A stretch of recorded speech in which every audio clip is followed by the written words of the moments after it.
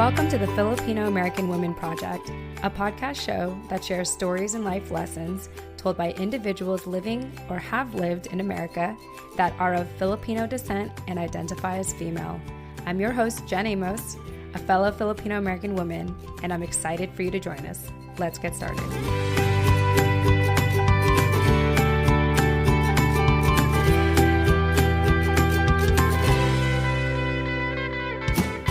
All right. Hi, everyone. Jen Amos here with the Filipino American Women Project. And as always, I have my incredible co-host with me, Nani Dominguez. Nani, welcome back to the show. Good morning, everyone. Yes. And good afternoon in the East Coast at the time of this recording. Yes. And we are super stoked, like we always are, because every time we do a show, it means that we get to interview another incredible person in our community. So I want to introduce you all to Marian Bacol-Uba. Marian is the founder of Thriver Lifestyle. She's a TEDx and Keynote Speaker, business coach, and best-selling author. Marian, welcome to the show. Yay! Thanks for having me, Nani, Jen. I'm really excited to be here. I always get really excited when I have like a public speaker be on the show because it's like I don't have to prep you for the call. Like we had the quickest prep before we started this call. So, so thank you for that. And yeah, no, just really excited to dive into this conversation with you, Marian. I want to start off with asking you, how did you hear about our project, the Filipino American Women Project? And more importantly, what inspired you to be on our show today to share your story? Yeah.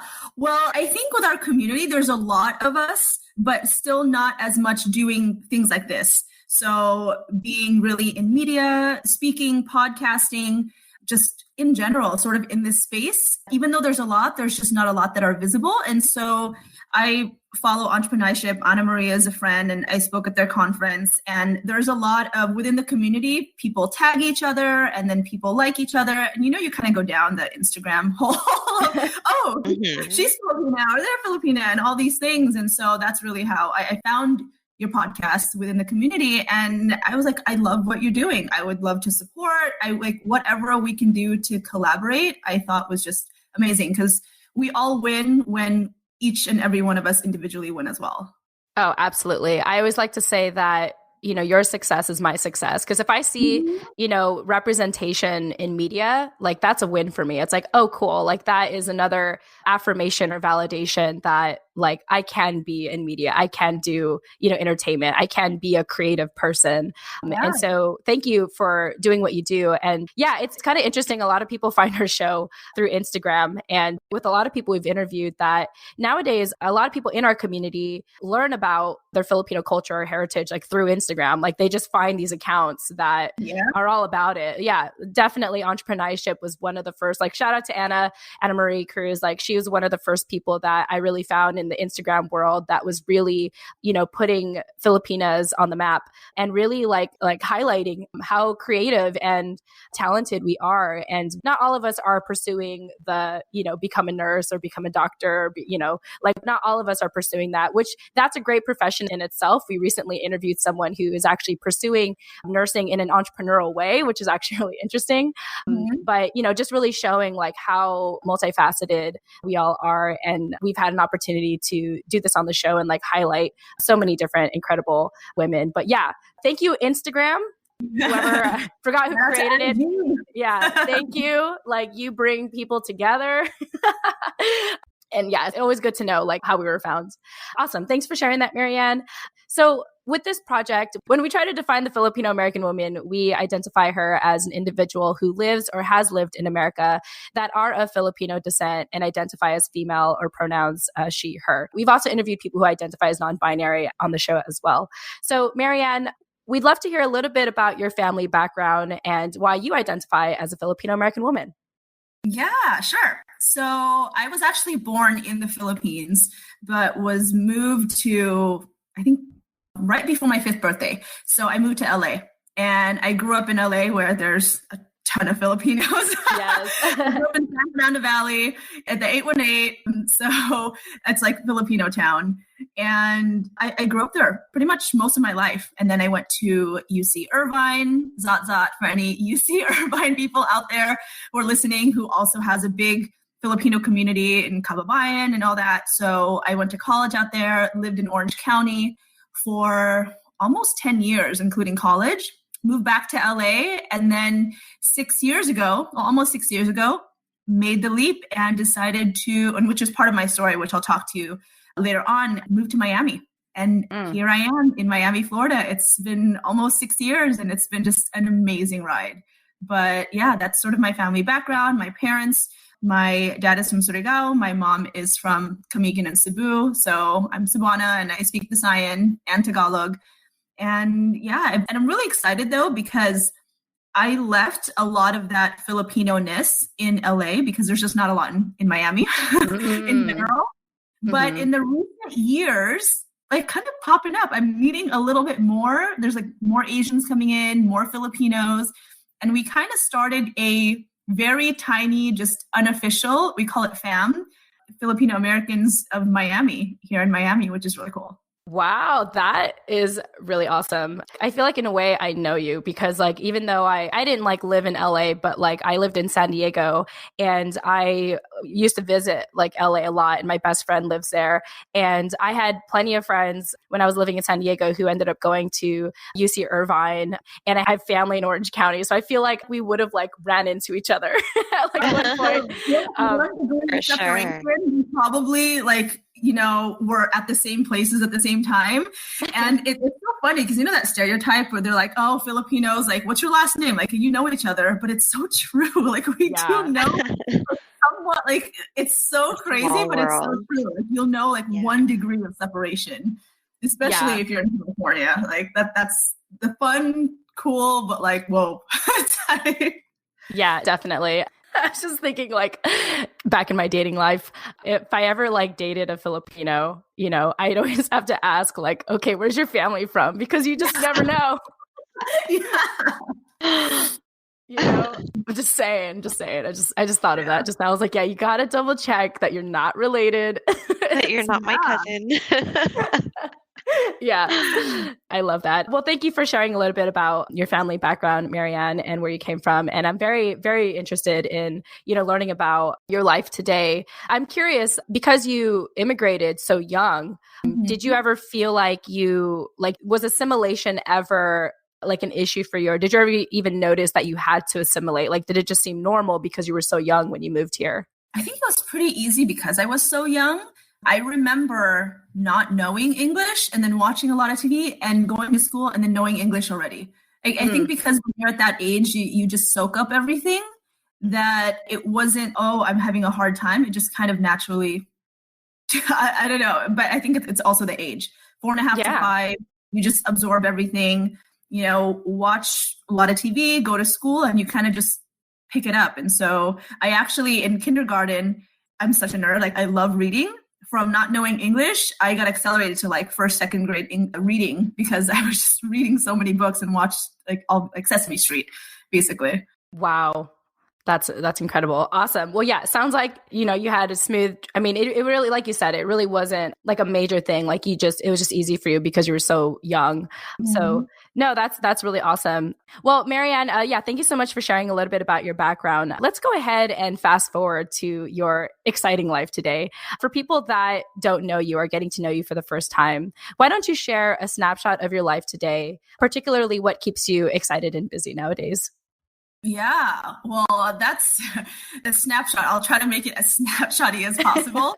But it's definitely where I am now is so completely different from where I used to be. And I think that's the beauty of life and really just the ups and downs of it, because there have been points where I've been so down. And I guess to take it back a little bit and then to bring it to the now, because it will make sense of what I do, what I'm doing now based on kind of what I really went through. And so I lived with a typical Filipino family. My mom was a nurse. My dad was an engineer, worked at Kaiser. And I sort of all through growing up, I checked off all the boxes. I was captain of mock trial, class president, honor roll, did all the things, that I was supposed to. I was a good student. I was really active in church. And by the time I was 14, people didn't really know this, and really just one other friend, my best friend, who I'm still really close friends with now, I actually lived a double life.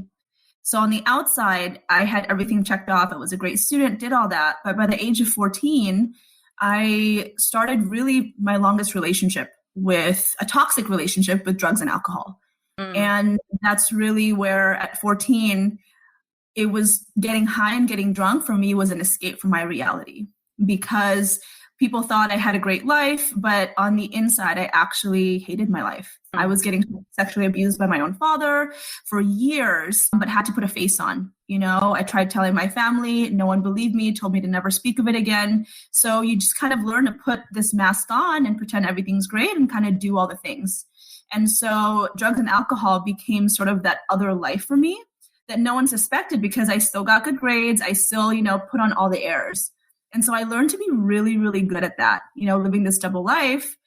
And I went to college, went to UC Irvine, had a double major, climbed up the corporate ladder. And by the time I was 27, I was a marketing director of Seafood City, actually.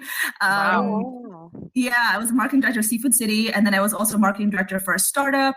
And I had a really great blog. I was Marian the Foodie back in the day and really started in the food blogging scene when it was still really new. Did a lot of TV. And so on the outside, everything was great. I checked off all the boxes to making really great money, having that career, being on TV, like doing all the things. But I still had that double life. But I justified my actions with my achievements. I'm like, everyone does this in LA.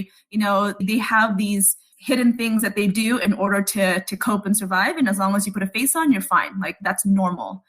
But my double life in 2014 really caught up with me and just came crashing down. I overdosed and had an out-of-body near-death experience that completely changed my life and was my wake-up call. And from there, I realized that I probably wouldn't get a second chance anymore. And like, something had to change. Like, this was not working for me. This double life wasn't working for me. How I was pretending that everything was okay wasn't working for me. My mental health wasn't there. I was suicidal. I was depressed, but I was, what do you call it? Functional depressive. Like, I could still put a face on it and I'd go to really, really deep slumps. And then I was like, you know what? I need to do something different. So for the first time in my life where I felt actively, I chose to follow my intuition, and I just bought a one-way ticket and moved from LA to Miami. I had no job, no plan, barely any friends, like saved up whatever money I can. I just knew I had to get away. And in Miami, away from family, away from everything in that life, I finally started to get to know myself. I was so detached from who I was and what my truth was, that for the first time, I was like, you know what? I need to do something different, because everything else in the past was using other things, whether it was drugs, alcohol, work. I was a workaholic, working out, relationships to fill a void.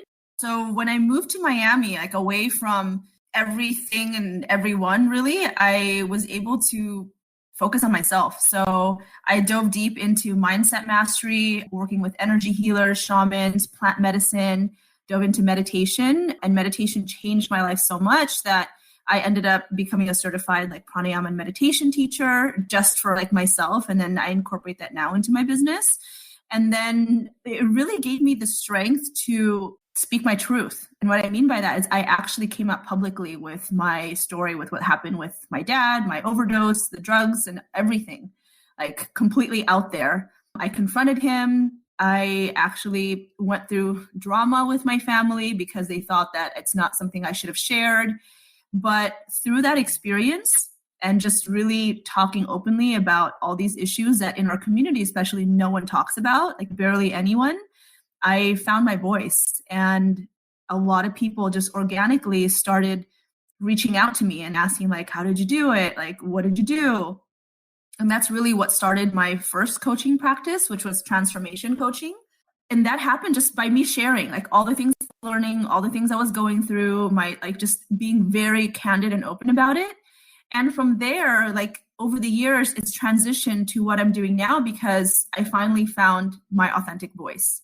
So before, I've always loved speaking, but I spoke a lot about marketing and just nothing really personal. And through over the years, I've realized after doing my TEDx talk and podcasts and just speaking that I absolutely love it. And there's so much opportunity out there for women in our community and just women in general and people of color to share their story. because someone out there, it's not going to resonate with everyone, but someone out there is going to resonate with it. And my business really has shifted from the transformation coaching, and now I do business coaching, but with a focus on helping other women, especially women leaders, women entrepreneurs, professionals, share their story and grow their business through like authenticity and being in alignment. So that's really how the business has grown. And now I speak, I do keynotes, I do business coaching to help women grow their business and brand by being authentically them and using public speaking as a tool to just really make an impact. And I speak at corporate. I teach on my format, which I call conscious public speaking, about speaking your truth and bringing the human connection back into speaking. And that's really how the business has grown. And now I feel just super fortunate to be able to travel, to have this business that's growing, that I'm able to serve and really use a lot of what I use professionally, like my marketing savviness, but now it's strategy and soul. So I'm using a lot of what I know, but also the mindset tools, the spiritual tools to help my clients. Thank you so much. There were so many things in sharing your story just now that really resonated with me. One of the first things is that I really appreciate you sharing how you went through sexual abuse with your father. I hear that, most people, if they go through some form of abuse, it happens within the family. Like I've mentioned this many times throughout the show, but I was molested by my first cousin every time I went to the Philippines. And similar to you, it's like when I told my mom about it, like she was like, she blamed it on me. She said, like, why did you let him do that to you? And at the time I had felt like really unsafe because I was in the Philippines and I felt like I had like no adult ally, so I had to really put on a mask or a face, while I was still in the Philippines. By the time I came back, I made this vow to myself that I didn't want to be close to family anymore. I was like, okay, my family's not going to believe me. They're going to abuse me. Like, to be involved in anything Filipino related is an invitation for abuse for me, and so yeah, absolutely. And so we've had a lot of guests on our show who've been so just open and brave and courageous to share, one of many stories such as this. And so I want to thank you for sharing that, because it is very important to normalize these conversations and let people know that like this happens. And I'm not saying it's okay, but there's a way to heal from it and to know that you're not alone, And it doesn't define us, and we can change the narrative from being like living in victim and survivorhood to thriving, after the healing is done. And after, one, healing is never fully, as we continue to grow in our human existence, where there's always something, but it's not something that can have a grip on us. And I think the more that we talk about these things that we're ashamed or guilted into talking about, it loses its power over us. All right, Jen Amos here, jumping into the middle of our show, as I always do, to remind you why this show is possible. So, at the end of every episode, I tend to say, if you didn't catch our guest contact info, don't worry, we'll have those in the show notes. Check them out. I worked so hard on them. You're welcome. Well, it's been brought to my attention that our show notes are not as easy to find as I thought, which is why starting summer 2020, the Filipino American Women Project is proud to be partnering with Captivate, the world's only growth-oriented podcast host. Captivate is created for independent podcasters, designed from day one to help you to focus on audience growth and the expansion of your audio influence. One way that Captivate makes our lives easier as independent podcasters is by taking the guesswork out of making a website for your show. That's right, a website for your show. So listeners, starting summer 2020, finding our show notes will be so much easier, all thanks to Captivate. You're welcome, as always. If you're about to start podcasting or are getting burnt out from all the extra work of producing one, like building a website, consider a 7-day free trial, that's right, free, with Captivate by visiting thefilamwoman.com. That's the Filam, short for Filipino American Woman.com. Or, check out our show notes in the meantime, which is in the details section of each episode. Once again, you can visit thefilamwoman.com or visit the details section of this episode. Absolutely. One thing that you brought up also is that, your life had completely changed when you moved to Miami and you were able to find healing in everything that you went through. I lived in San Diego for 20 years. And then in the last 2 years, I moved to the East Coast, and I really was able to find clarity in a lot of things when I was able to distance myself. Or at least for me, it sounds like in order for you to sort of find yourself, you have to distance yourself from whatever form of abuse or whatever confusion you feel like you're stuck in. Do you feel like that's a normal thing to do, to start healing, is to distance yourself from, for lack of a better term, the things that are hurting you, or adding toxicity into your life? Yeah, absolutely. The beautiful thing, and also it's on the same side of a different coin to Filipino families, is that it's all about the family, right? So we're very close to our family, and it's this family unit, but at the detriment also of the individual. You lose yourself, right? Because I was, as we're always taught blood is thicker than water, and you can't do anything to make us look bad, or it's all about the family, even to the point of when it's actually hurting you. And so for me, I needed to, because I wasn't open with everything that had happened, I was still pretending everything was great. I saw my dad all the time, the holidays, but it was still there, and I would always get triggered. But, in order for me to really find out what I needed for myself, I had to get away, and it was the biggest blessing to be away from that. And now I can go back to, I don't talk to my father anymore, but I see my mom and other family. Now I have boundaries. I know myself more, and I'm able to stand up for myself and my truth without feeling guilted or feeling bad about it, because, I'm so much stronger with my own beliefs. I'm my own individual now, whereas before I was very easily swayed to being guilted or shamed about something. No, definitely. One thing I find is that when it comes to Filipino families, if you're, I've been told to my non-Filipino friends, how much they admire how close Filipino families are.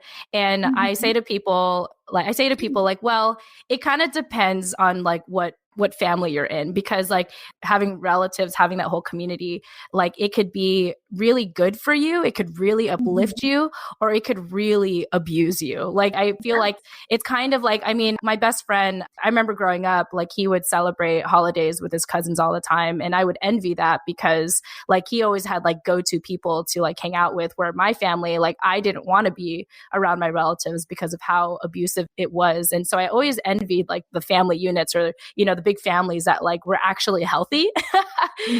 And so it's kind of interesting. I don't know, Nani, I want to get your thoughts on this as well, when it comes to the family setting, and having to fit in, or having it uplift you but also tear you down, you know what I'm trying to say.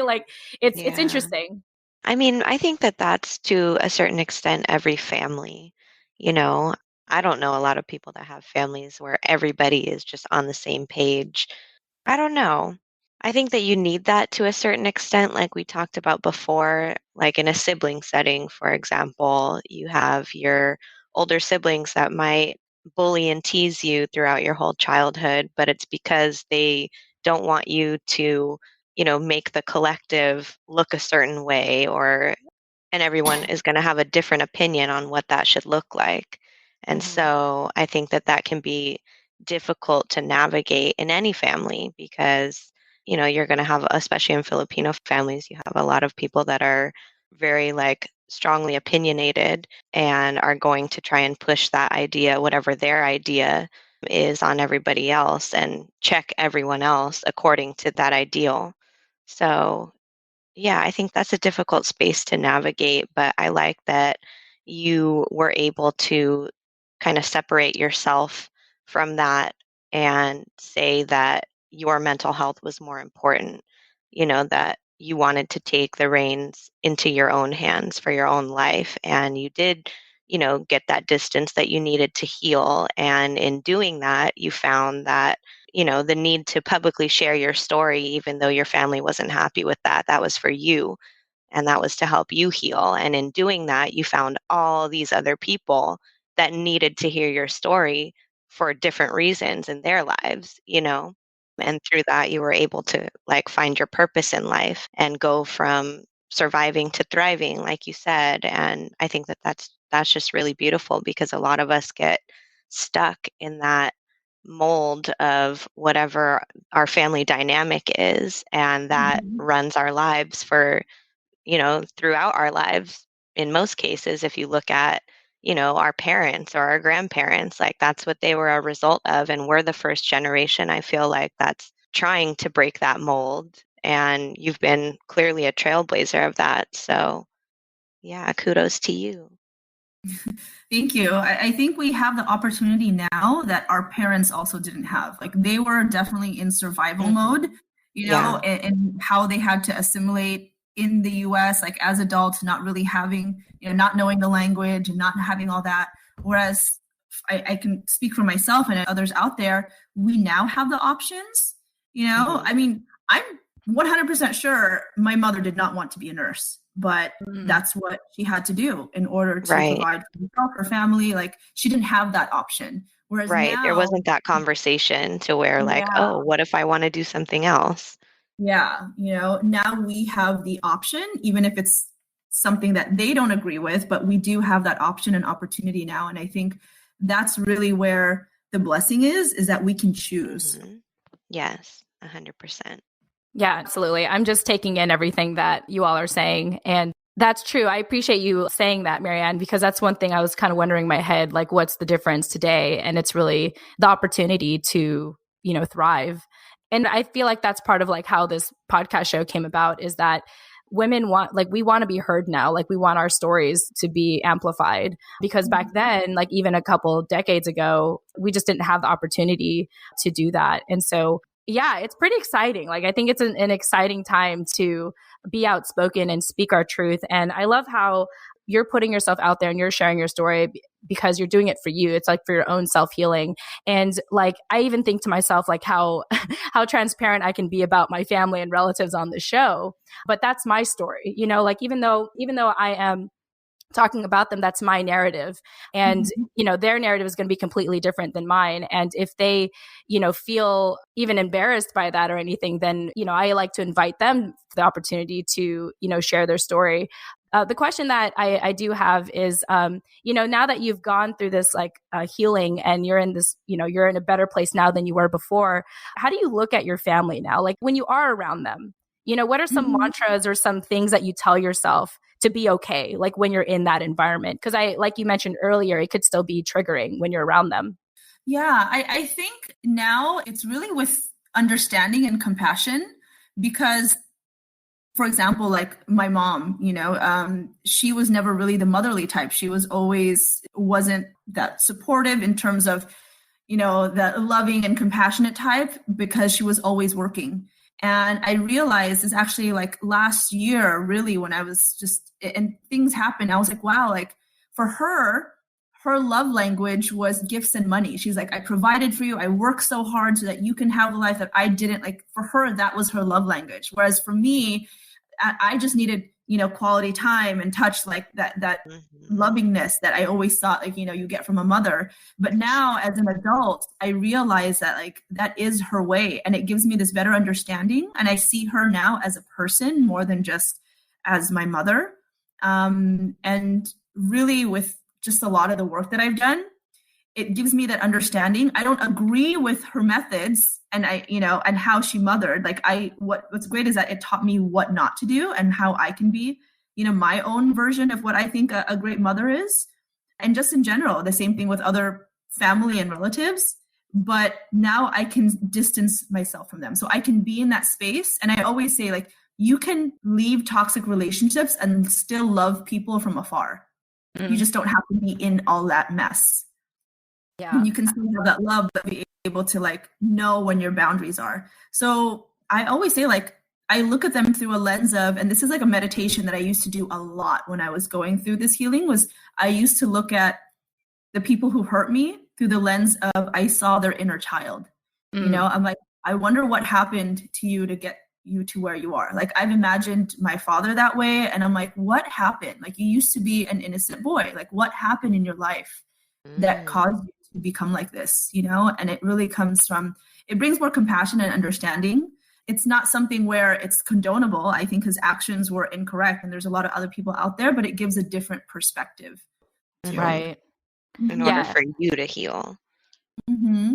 Right. And to add upon that, part of like my first cousin having molested me, like I thought about his story as well as like, well, how did it get to this point? Well, his mom, my aunt, was in a very abusive relationship with her husband at the time, and they had separated, and she essentially like fled or left the Philippines, and she had to leave her 2 kids behind. And so she left her kids, my first cousin being one of them, with different relatives. And so he grew up without a mom, essentially, and he was raised by different women. And I can only imagine that he may have gone through his own form of abuse, growing up as well. And so I love how you say that, because it helps you look at people differently and really like empathize, but, obviously create healthy boundaries, like you say. I also think about like my relationship with my mom and like how I had gone through several forms of abuse with her after we had lost my dad. But that's the story. My mom lost my dad. And it's not that she had meant to hurt me in the process of surviving and providing, like that was never her intention. And when I was finally able to see that, I was able to really love my mom again and realize, oh, like you weren't out to hurt me. That was not intentional. I was the byproduct, or I was collateral damage to, what you were going through at the time. So that's a really good way to look at it. Like kind of imagine what their inner child is like. Yeah. And when you think about it, like our parents weren't given the tools, their own parents didn't talk about healing or mental health, or all these conversations were not even considered or even thought about. So they don't have the tools for that, so now even when I see my mom for who she is, I love her for how she is. I just don't have the same expectations that I used to, as long as I know that she's not going to change who she is, but I can love her as who she is, I just, for example, that loving type of connection, I get that from other people, my fiance, my friends and all that. I just don't have that expectation from her. It's a different type of love, Absolutely. The other follow-up question I had in you sharing your story is your transition out of your doubled life. How you looked good on paper. You were very, polished, very presentable, very, you were like the model minority. And then you even stepped out of that to be even more badass, but you still lived this double life and of, drugs and alcohol. And so I'm curious, like after your overdose, what did you have to tell yourself? Like, what are some mantras? Like, I'm very curious about this as well, in case like anyone else, like any of our listeners have gone through this or are living a double life themselves. Like what are some things you had to tell yourself to really get out of that double life and really be your most authentic self? Yeah. So it wasn't like overnight, I think I'm just condensing it. It was a good number of years where I decided, okay, I had some relapses. Moving to Miami, it's a party city. So I was like, okay, I'm going to work on myself. So I started reading and I get caught up with something. And then it was even in Miami where I had partied too hard. I ended up in the ER for a panic attack and all these things. And I had just but I had already started meditating, but not like religiously, like it was like I started dabbling in it, and I started realizing like that I was just really hurting myself.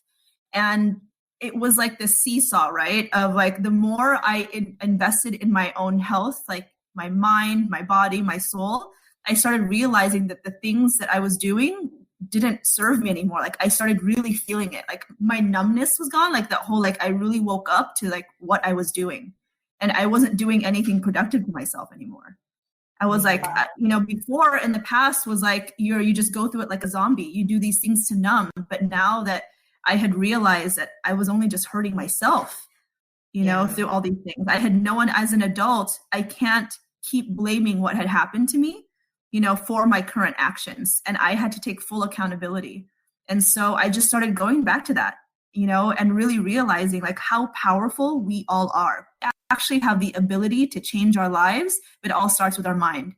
And so the more I thought about it, the more I dove into mindset mastery, meditation, like I just doubled down on it. And that just became like my awareness expanded. And now I realize like when I do something, is it really serving me? Is it serving my highest good? Is this good for me and for others? And if it's not, then I have the tools now to be like, nope, that doesn't serve me. and I don't crave any of the old toxic habits because now I have healthier habits, but it's not linear.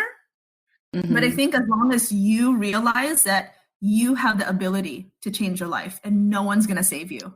Like no one's out there to save you. You have to be your own best friend, your savior, your mother, your father, all of it. And the more that you actually have a better relationship with yourself, which is your longest relationship in your whole life, more than your parents, more than your significant other, more than your children, the more that you actually become best friends and take care of yourself, everything else also falls into place. Your relationships get better, your, personal development gets better, your love life gets better, your business actually gets better when you actually take care of yourself.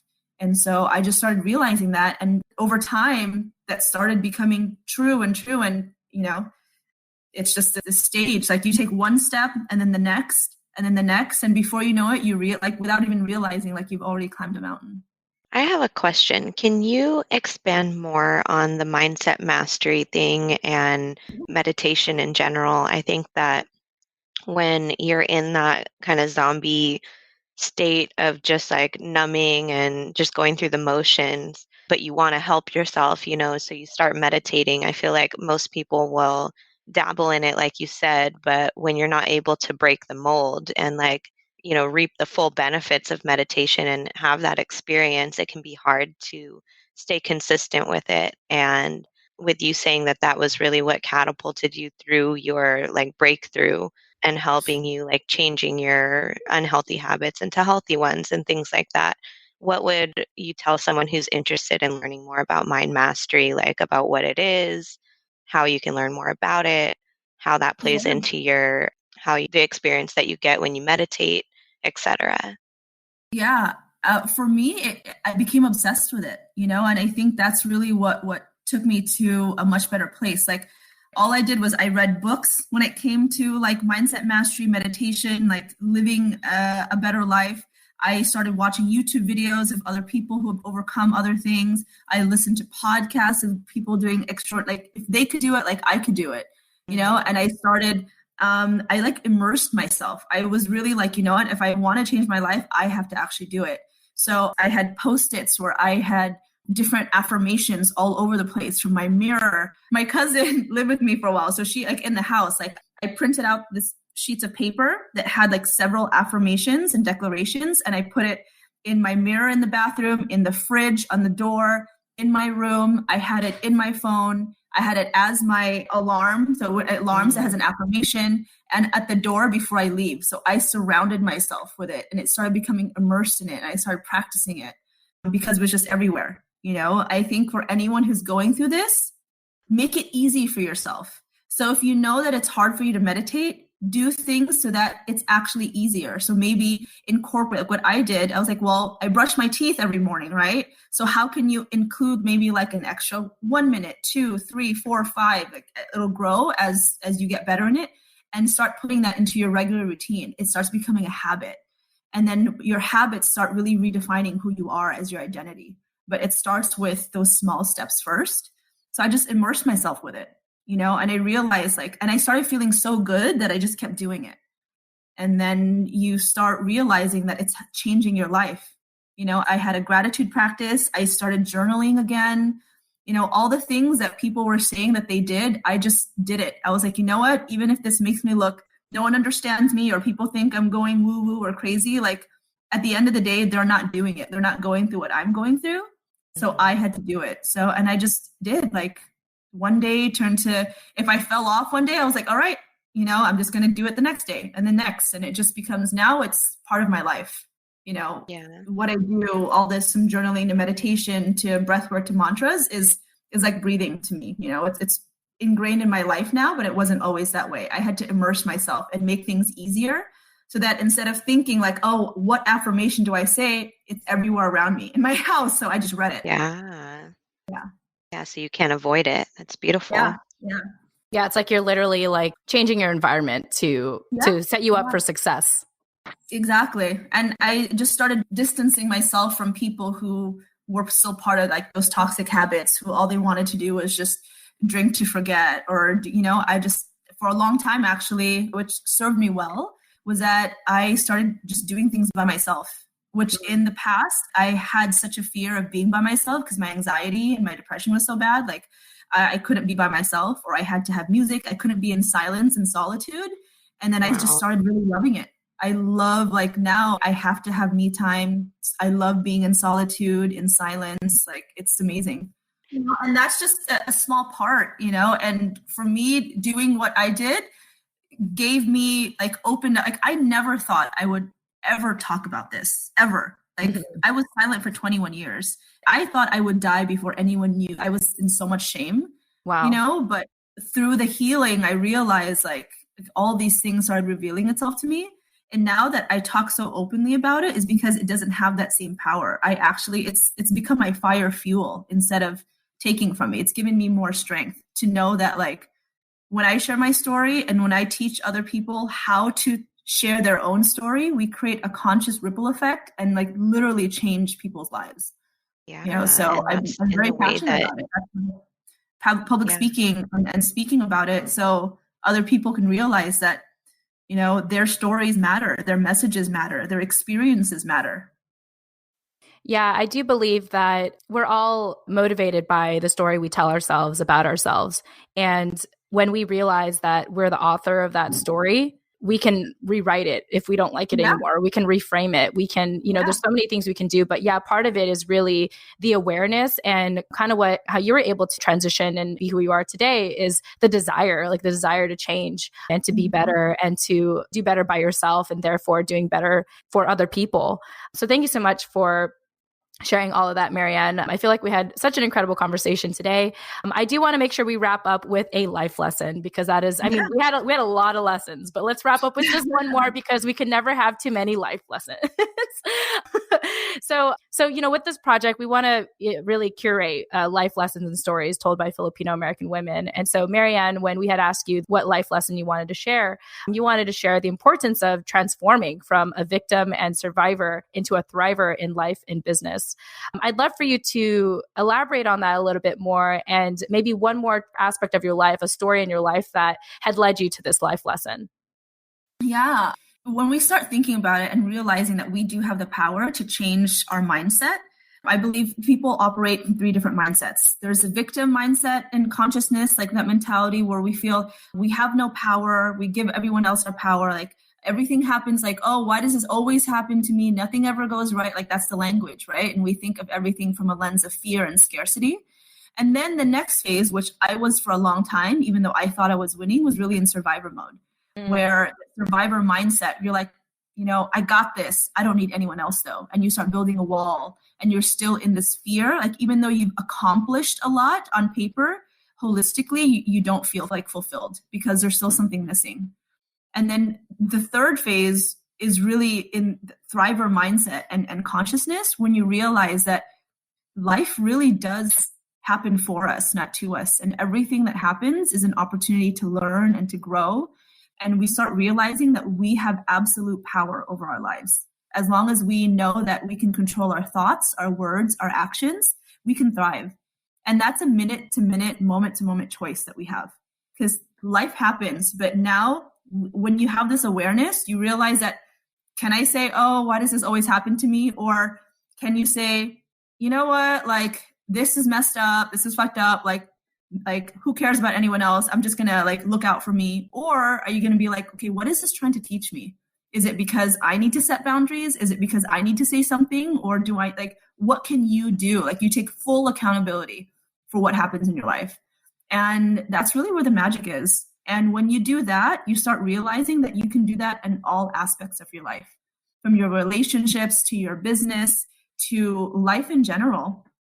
And I think we're taught that, mainstream tells us that it has to be a certain way. But when you're living in thriver consciousness, you realize that as long as you tap into your own intuition, like you can't go wrong.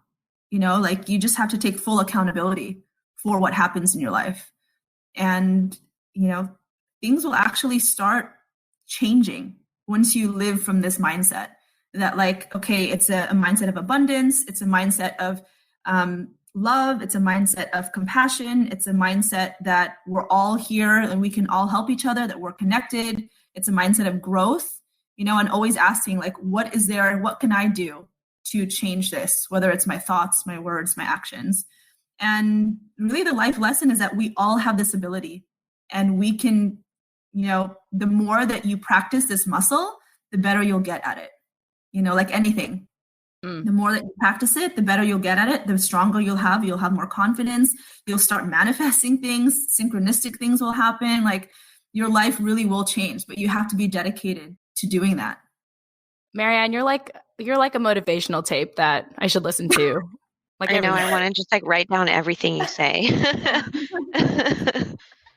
Beautiful. Well, that was really powerful. Just everything. So thank you so much for sharing your life with us, sharing your truth, sharing how you turned your pain into your passion, and how you're helping so many people today and how you're thriving today. Just thank you for sharing all of that with us. We've really appreciated it. This is probably one of those shows that I will listen to again and again if I need like a pick me up or like a reminder that I can really, take control of my narrative and my story and my life. And, I can control the way that I see things and how I can reframe things and not look at things with a victim mindset or even a survivor mindset. Because I understand that too. Mm-hmm. When I was able to kind of break away from my family and start being more independent, I felt like I had something to prove. And that was definitely a very survivor mindset. And so I've never had anyone like describe it that way, where you go from victimhood to survivor to thriving. And so I appreciate you, sharing that. And a lot of incredible lessons for today's conversation. And so, Marianne, for people that are just drawn to you and just love everything that you had to share on our show today, how can they get a hold of you? How can they find you online? Yeah, so they can go to my Instagram. I'm really active on Instagram at MBACOLUBA. They can also go to my website. It's marianbacol-uba.com. That's MarianBacol-Uba. And everything's on there. So you get connected to my podcast, which is Thriver Lifestyle Podcast, my YouTube channel, Thriver TV, and you'll just kind of see everything that I'm doing. My TEDx talk is on there. So as long as you go to my website or my Instagram, it's all there. Love it. I love how you spelled out everything. It tells me that you definitely have a background in media. Before we go, Nani, I wanted to see if you had any closing thoughts or comments you wanted to share with Marianne. Just wanted to thank you for sharing your story with us. It was really inspiring to hear you talk today. Thank you. Thank you for creating the space for people like me to share. Oh, yes. It's because we need it too. So it's more of a selfish thing than it is. I mean, it's nice that it helps people. I'm joking. No. Okay. Anyway, I'm going to stop making fun of myself. Okay. All right, everyone. Well, I want to thank you all so much. Nani, thank you again so much for co-hosting with me. And of course, if you did not get all that information, listeners, you know how generous I am with the show notes or with the details of each episode. So check that out if you want to get a hold of Marianne.